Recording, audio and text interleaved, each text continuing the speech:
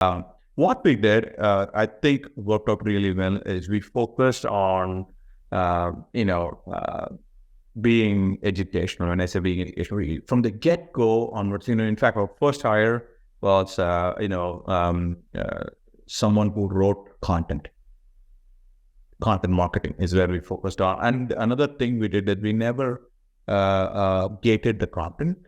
We felt it is like a cycle. If you educate the customer or educate the prospect about what this RFP is, how to write good RFPs, what are the best practices to write out. We spend a lot of energy in the initial days on how to help our audience, not even customer, prospects to get value.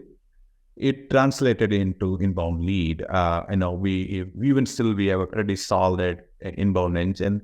I feel like that's because of the core of this business, trying to help our customers to get value, not trying to ask leads. You have to provide your email ID. We do that too. Don't get me wrong. Now, certain collateral required that.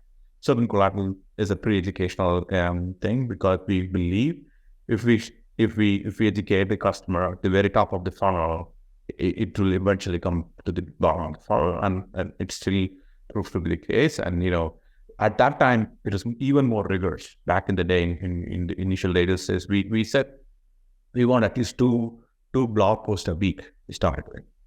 We're talking about, and every blog post had a CTA. Gotcha. And so first 10 customers from the network, and then it sounds like the first growth channel outside was the sort of inbound content marketing. Correct. Yeah, and a lot of content marketing is not, again, not just putting out blog posts, but early on we understood the importance of SEO, SEM concept.